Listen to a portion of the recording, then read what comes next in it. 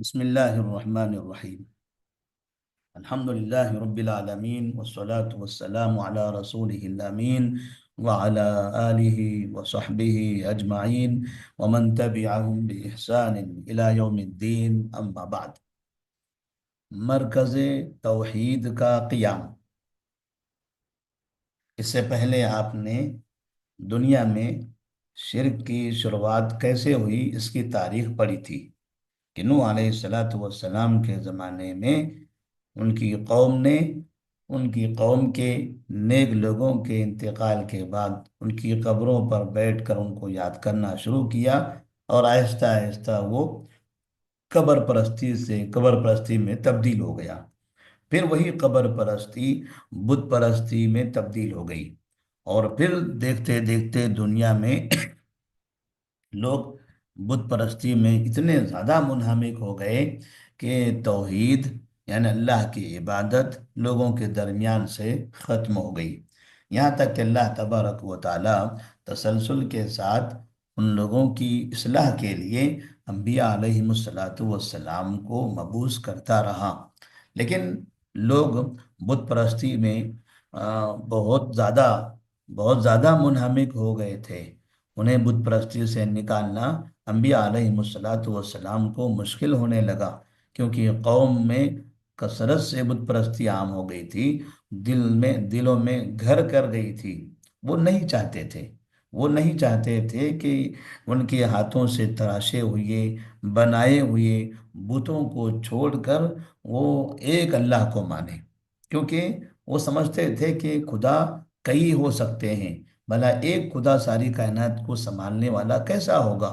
بارش کا خدا الگ، دھوپ کا خدا الگ، دن کا الگ، رات کا الگ، بیماری دینے والا الگ، شفا دینے والا الگ، جنگ میں کامیاب کرنے والا الگ. اس طرح سے ہر چیز کا خدا الگ الگ ہوگا. بھلا ایک ہی خدا ہو اور سارا نظام سنبھالے، یہ کیسے ہو سکتا ہے؟ تو وہ اللہ کو اکیلا مالک نہیں ماننا چاہتے تھے.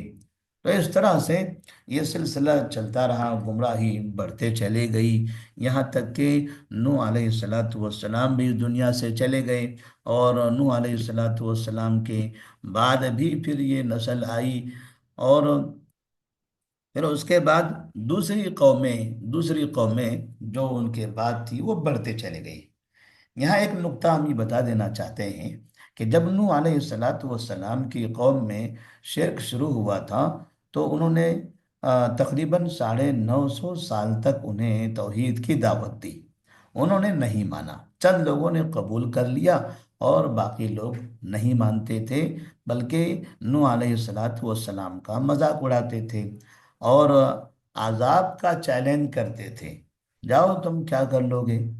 عذاب نازل کرو گے؟ جاؤ اپنے خدا سے کہو کہ ہمارے اوپر عذاب نازل کریں، ہم تمہاری ماننے والے نہیں ہیں. تو نوح علیہ السلام نے پھر ان کے لیے بد دعا کر دی: ربی لا تذر علی الارض من الکافرین دیارا انک ان تذرهم یضلوا عبادک ولا یلدوا الا فاجرا کفارا. اے میرے رب، یہ جتنے مشرکین ہیں ان سب کو ختم کر دے، مشرکین کے جتنے گھرانے سب کو ختم کر دے، ایک بھی مشرک کو تو باقی نہ رکھ، ایک بھی مشرک کو تو باقی نہ رکھ. تو تمام کے تمام مشرکین پر وہ عذاب نازل ہوا، آسمان سے بارش ہونے لگی، زمین سے پانی ابلنے لگا، اور دیکھتے ہی دیکھتے پوری کی پوری قوم ڈوب کر تباہ ہو گئی. جو موحدین تھے، توحید پرست تھے، وہ نوح علیہ السلام کی بنائی ہوئی کشتی میں سوار ہوئے، اور اس طرح سے وہ لوگ محفوظ ہو گئے. پھر اس کے بعد نوح علیہ السلام کا دور گزر گیا، اور پھر تقریباً ان کی نسلوں میں یعنی 10ویں نسل میں، نوح علیہ السلام کے بعد بھی تقریباً 10ویں نسل میں ایک مشہور نبی ابراہیم علیہ السلام پیدا ہوئے. ہم درمیان میں ساری تفصیل نہیں بتانا چاہتے ہیں، کیونکہ ہمیں جلدی سے سیرت مصطفیٰ صلی اللہ علیہ وسلم سید المرسلین وہاں تک پہنچنا ہے. یہ ہم تمہید اس لیے بتا رہے ہیں تاکہ نبی کی سیرت سے آپ کو دنیا کے دیگر واقعات سے رابطہ سمجھ میں آئے. کہ کیسے دنیا کے اندر یہ واقعات پیش آئے۔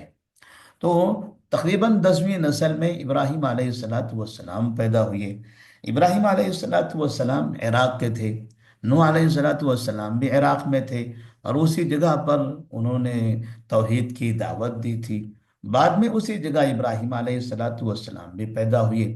ان کی پیدائش کا جو شہر ہے، جو علاقہ ہے، ہم نے یہاں لکھا ہے کوفہ شہر کے قریب کوسا میں پیدا ہوئے تھے ابراہیم علیہ السلام۔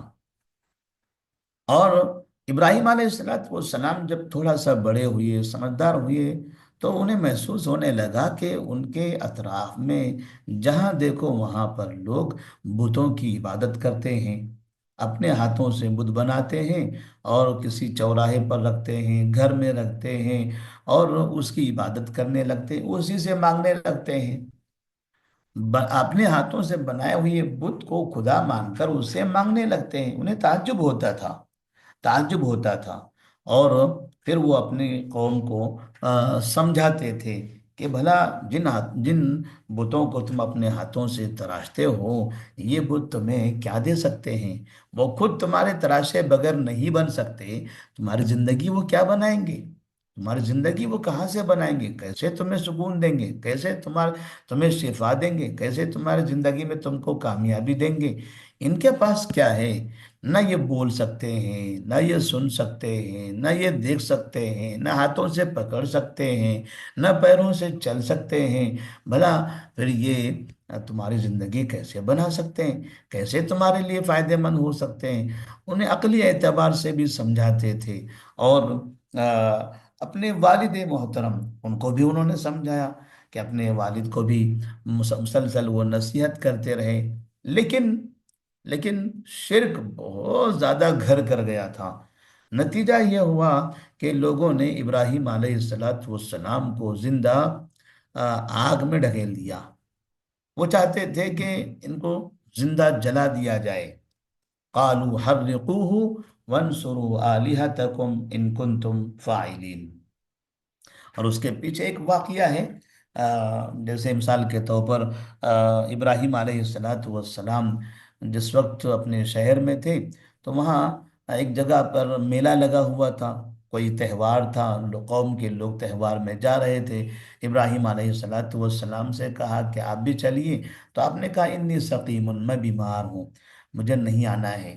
اور پھر جب سب قوم کے لوگ باہر چلے گئے، تو ابراہیم علیہ السلام جو بت خانہ تھا، مندر تھی جہاں پر بت رکھے جاتے تھے، وہاں پہنچے کلہاڑی لے کر، اور تمام بتوں کو توڑ دیا۔ ایک بڑا سا بت تھا جو سب کا بڑا تھا، تو اس کے کندھے پر کلہاڑی رکھ دی، اور وہاں سے چپ چاپ اپنے گھر آ گئے۔ جب لوگ تہوار سے واپس آئے، جو میلے میں گئے ہوئے تھے واپس آئے، اور واپس آنے کے بعد مندر میں گئے، بت خانے میں گئے، وہاں دیکھا کہ جتنے بت ہیں سب ٹوٹے ہوئے ہیں، سب ٹوٹے ہوئے ہیں۔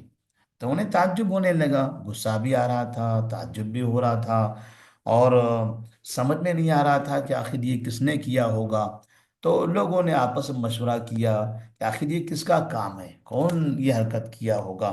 تو لوگوں نے کہا انا سمعنا فتى يذكرهم يقال له ابراہیم، ایک نوجوان ہے ابراہیم نام کا، ایسا لگتا ہے یہ اسی کا کام ہے۔ تو لوگوں نے کہا ٹھیک ہے، اسے بلاؤ، بلاؤ اسے۔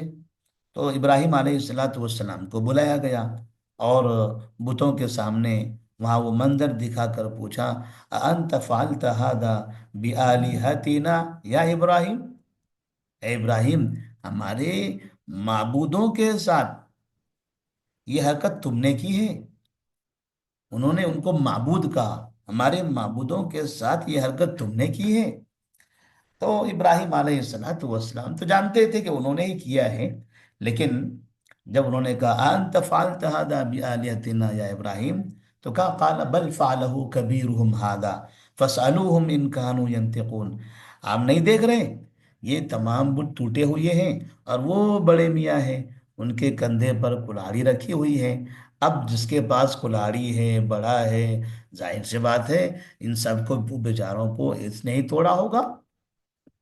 آپ تو اتنے سمجھدار تو ہو ہی کہ بڑا بھی ہے، یہ سب چھوٹے چھوٹے تھے، اور پھر اس کے پاس کلہاڑی بھی ہے، غصہ آیا ہوگا اس کو، سب کو توڑ دیا ہوگا۔ تو یہاں جب ابراہیم علیہ السلام نے یہ جواب دیا تو قوم کے لوگوں نے سمجھا کہ یہ کیسے ہو سکتا ہے، یہ کیسے ہو سکتا ہے کہ بڑا بت یہ چھوٹے بتوں کو توڑ دے؟ کلہاڑی ضرور اس کے ہاتھ میں ہے، کلہاڑی کیا اگر 10 کلہاڑی بھی رہے تو ان کے ہاتھوں میں تو وہ طاقت ہے ہی نہیں، یہ دیکھ نہیں سکتے، یہ سن نہیں سکتے، یہ بول نہیں سکتے، یہ ہاتھ ہلا نہیں سکتے، یہ قدم بڑھا نہیں سکتے، بھلا کلہاڑی لے کے چھوٹوں کو مار کیسے سکتے ہیں؟ کیسے مار سکتے ہیں؟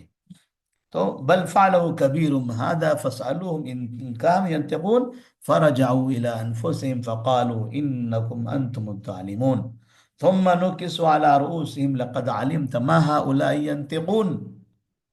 وہ شرمندہ ہوئے، شرمندہ ہوئے، وہ سمجھنے لگے کہ ہم ہی غلط ہیں، ہم ہی غلط ہیں، ہم کو تو پتہ ہے یہ سب، اور پھر بھی ہم اس کو خدا مانتے ہیں، پھر بھی ہم ان کو خدا مانتے ہیں جبکہ ان کے پاس کسی چیز کی قدرت نہیں ہے۔ تو انہوں نے ابراہیم علیہ السلام کے سامنے اپنی زبان سے کہا کہ یہ تو بات نہیں کر سکتے ہیں، ان کے پاس تو زبان بھی نہیں ہے، ہاتھ کہاں سے رہے گا؟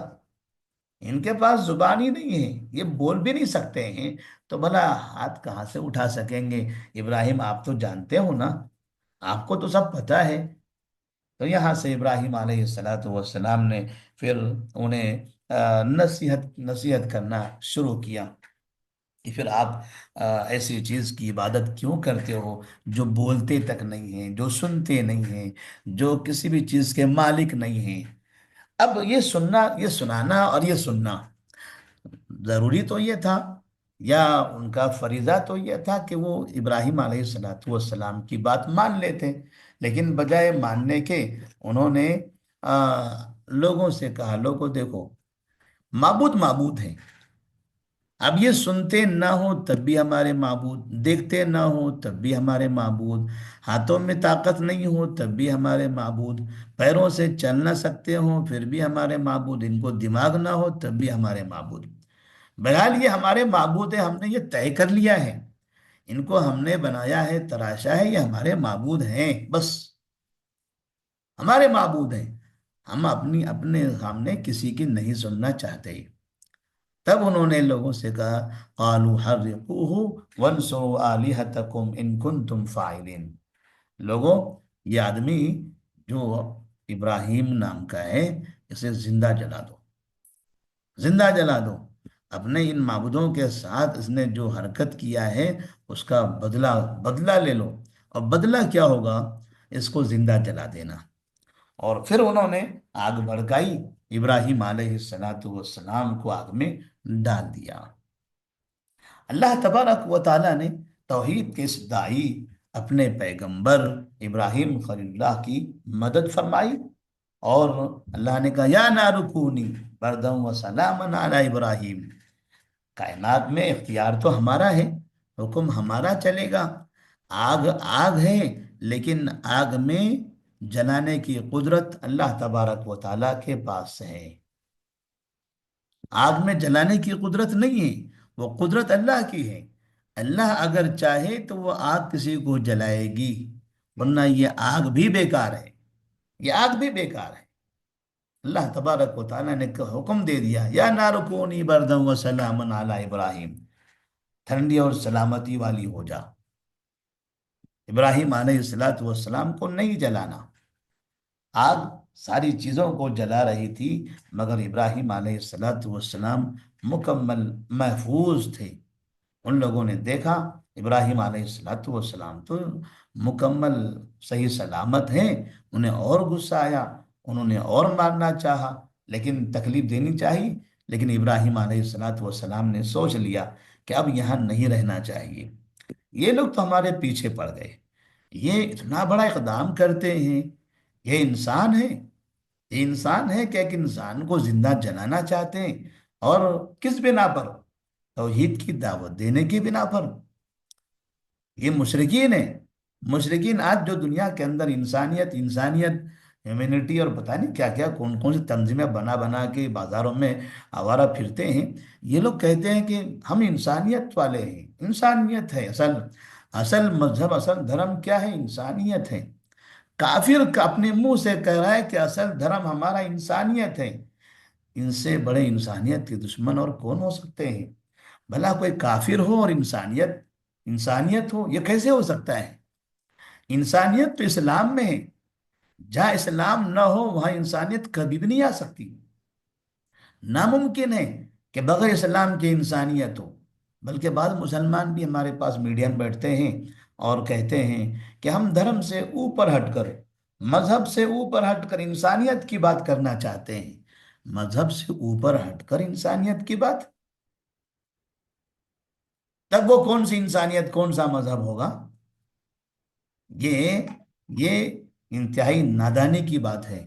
جن کو اسلام سمجھ میں آیا نہیں، جنہوں نے اسلام کا الف سمجھا نہیں ہے، وہ اس طرح کی باتیں کرتے ہیں. مذہب سے اوپر ہٹ کر انسانیت کی بات، مذہب سے اوپر ہٹ کر. اگر آپ مذہب اسلام سے اوپر ہٹ کر انسانیت کی بات کرو گے، آپ جانور بن جاؤ گے. مذہب میں رہ کر اگر بات کرو گے تو آپ کے اندر انسانیت رہے گی بھی، انسانیت کا پیغام بھی رہے گا. کیونکہ اسلام سراپا انسانیت کا نام ہے. اسلام سے ایک قدم باہر بھی چلے گئے، وہاں سے حیوانیت شروع ہوتی ہے. انسانیت باہر کہیں آپ کو نظر نہیں آئے گی. تو یہ اس قوم نے ابراہیم علیہ السلام کو زندہ جلانا چاہا. یہاں سے ابراہیم علیہ السلام نے یہ طے کر لیا کہ مجھے اپنا یہ شہر چھوڑ دینا چاہیے. اور پھر ابراہیم علیہ السلام اپنی بیوی سارہ علیہ السلام اور اپنے بھتیجے لوط علیہ السلام، ان سب کو لے کر وہاں سے نکل گئے. عراق سے نکلے اور عراق سے نکل کر سیدھے فلسطین پہنچے ہیں. فلسطین سے واپس آ کر پھر مصر گئے. مصر میں وہاں سارہ علیہ السلام کے ساتھ ایک واقعہ پیش آیا، اور بدلے میں وہاں ان کو ہاجرہ علیہ السلام کی شکل میں ایک خادمہ مل گئی. ابراہیم علیہ السلام نے حاجرہ علیہ السلام سے نکاح کر لیا. اس طرح سے ابراہیم علیہ السلام کی زوجیت میں دو بیویاں آ گئی. اور پھر وہاں سے جب یہ فلسطین پہنچے ہیں دوبارہ، تو فلسطین میں اسماعیل علیہ السلام کی پیدائش ہوئی. حاجرہ علیہ السلام کے بطن سے. سارہ علیہ السلام پہلی بیوی تھی، حاجرہ علیہ السلام دوسری بیوی تھی. دوسری بیوی سے اولاد ہوئی، پہلی بیوی سے اولاد ابھی نہیں ہوئی تھی. بعد میں ان سے اسحاق علیہ السلام پیدا ہوئے، وہ بھی فلسطین میں. تو اس طرح سے اسحاق علیہ السلام اور اسماعیل علیہ السلام، سارہ سے پیدا ہوئی اسحاق علیہ السلام، اور حاجرہ سے پیدا ہوئے اسماعیل علیہ السلام. ان دونوں کی پیدائش فلسطین میں ہے. لیکن پہلے اسماعیل علیہ السلام کی پیدائش ہوئی تو ابراہیم علیہ السلام اپنے بیٹے ابراہیم اور بیوی حاجرہ کو لے کر فلسطین سے مکہ کی طرف آ گئے.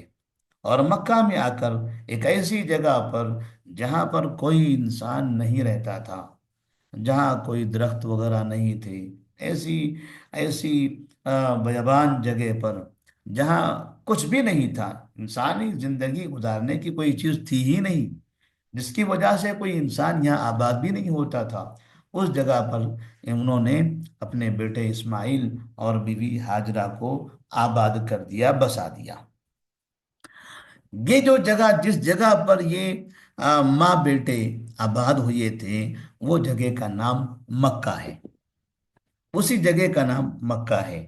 اور پھر اسی جگہ پر رہتے رہتے چند دنوں کے بعد جب اسماعیل علیہ السلام کو پیاس لگی، حاجرہ علیہ السلام کے پاس انہیں دینے کے لیے پانی نہیں تھا، پانی کی تلاش میں صفا مروہ کے درمیان وہ دوڑتی رہی. تو بعد میں پتہ چلا کہ ادھر جبرائیل علیہ السلام آئے اور انہوں نے اپنے قدم زمین پر مارے تو وہاں سے ایک پانی کا چشمہ پھوٹ پڑا.